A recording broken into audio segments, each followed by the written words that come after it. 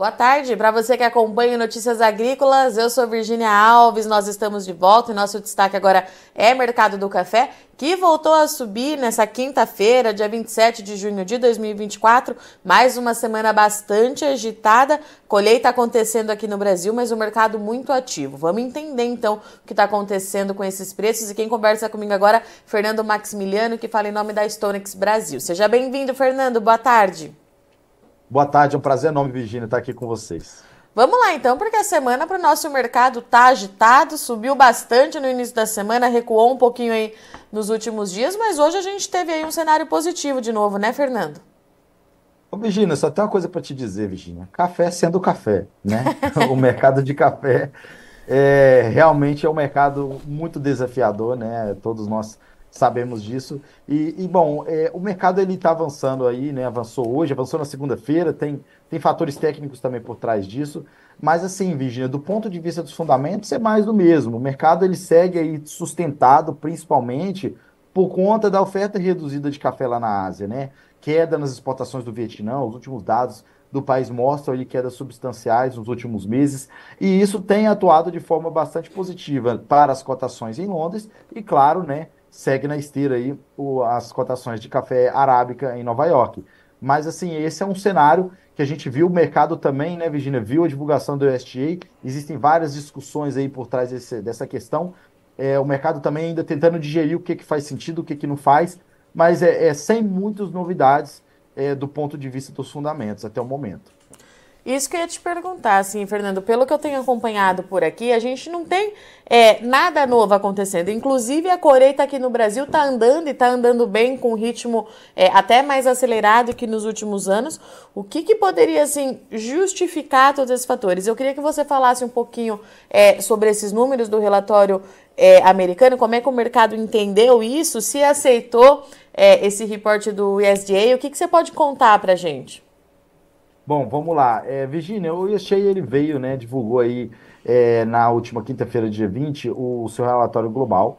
E lembrando, tá, pessoal, não é um consenso entre todos os participantes do mercado, né, que o IACHEI, nem todos, né, realmente concordam com o IACHEI em alguns momentos, mas nós temos que ter em mente que o número deles tem um peso no mercado de café. E bom, o departamento veio trazendo, Virgínia, um excedente para a temporada 24-25 de 5,6 milhões de sacas. Mas claro, isso já era algo esperado, tá? Todos já esperávamos aí que o USDA traria aí um certo aumento no excedente no balanço global de oferta e demanda de café.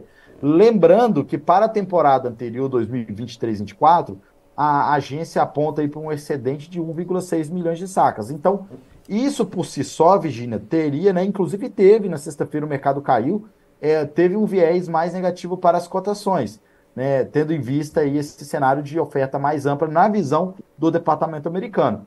Mas, como a gente tem comentado, não é um cenário de unanimidade entre os players, né? Que teríamos aí esse excedente de 5,6 milhões de sacas. E por que isso, Virginia?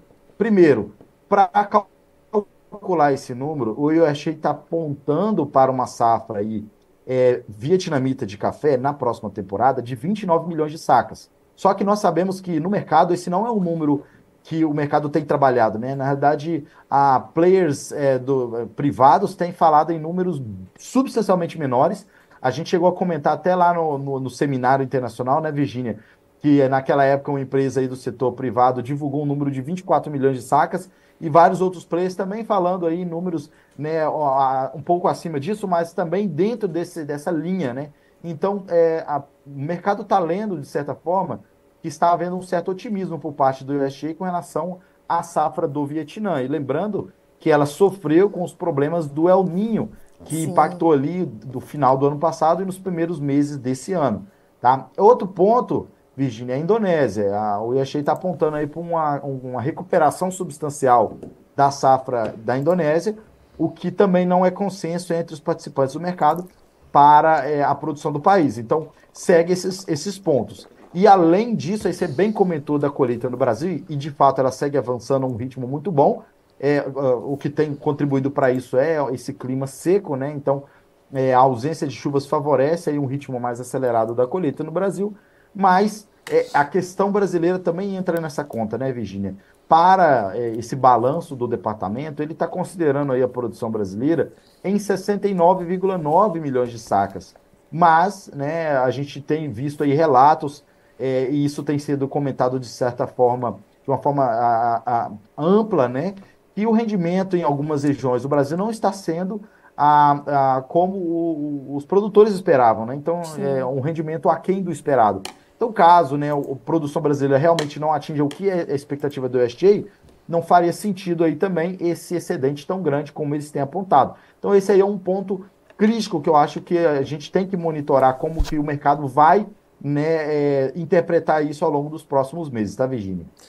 E a gente ainda nem falou, Fernando, das condições do mercado climático, né? Porque o inverno no Brasil começou, a gente não tem no radar nenhuma frente fria, nenhuma massa de ar frio, perdão, muito significativa e prevista para as próximas semanas, mas fato é que a gente começa a monitorar isso também, né?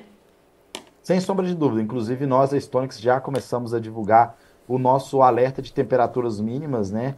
Então, mas assim, não existe nenhuma perspectiva, Virginia, de impactos por conta de temperaturas mínimas e geada nas regiões produtoras de café. Só que você bem comentou, e isso é fato.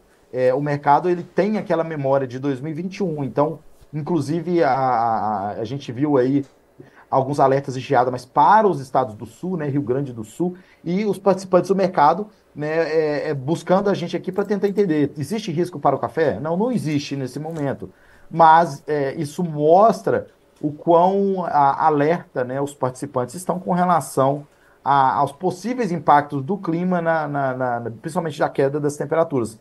Então, Virginia, se a gente vê, né, e a gente sabe como é o clima, uma chegada de uma onda fria, de uma onda frente fria no cinturão cafeeiro, isso sem sombra de dúvida contribuiria para, a primeiro momento, dar força aos preços e, claro, aumentar a volatilidade. E, claro, Virginia, agora que a gente tirou, né, o IHC já foi divulgado na última semana, e existe uma questão importante nisso, né? Apesar de ter ainda haver essas discussões, essa informação já foi, né, divulgada no mercado, a atenção dos agentes ela se volta muito para a questão climática. A gente falou aqui da geada, mas tem também a questão do clima nos próximos meses, porque a gente já vai entrar na florada no Brasil, né? Então, o modelo do Laninha, né, do NOAA, perdão, da agência americana NOAA, aponta aí para o Laninha, mas a última atualização reduziu substancialmente a probabilidade de ocorrência do fenômeno, né? Enquanto os relatórios anteriores falavam em 80% de chance do fenômeno no segundo semestre do ano, estão falando aí em algo na casa de 50% de chance. Então, esse recuo é interessante. Além disso, houve uma mudança também do ponto de vista da intensidade. Os modelos mostram que o fenômeno seria de fraca intensidade por um período relativamente curto, né? Então, isso não seria capaz de causar problemas para a florada brasileira, como nós observamos lá em 2020 e 2021. Então, o mercado sempre de olho aí, se a gente vai ter o retorno das chuvas, tá, Virginia? No final ali, no finalzinho de agosto, setembro, no mês de setembro e outubro, para poder a gente desencadear aí uma florada ampla do café no Brasil, né? E claro, se a gente tiver uma florada ampla no Brasil, isso geralmente o mercado ele pode ler isso como um grande potencial para a safra 25 e atuar de forma mais baixista para os preços. Então, esse é um ponto de alerta também que nós temos que monitorar, tá, Virginia? E, Fernando, diante de tudo isso, né, é possível tentar adivinhar como é que esse mercado deve abrir as negociações amanhã? Não, é realmente muito arriscado, né, apontar um direcionamento nesse momento, porque a gente tem um conjunto de fatores altistas e baixistas atuando ao mesmo tempo, né? Vamos até revisar eles aqui, listar eles. Não, o que está Sim. atuando de forma altista para os preços? Esse problema de oferta na Ásia, isso é altista para os preços. Um certo medo, preocupação com relação ao inverno brasileiro.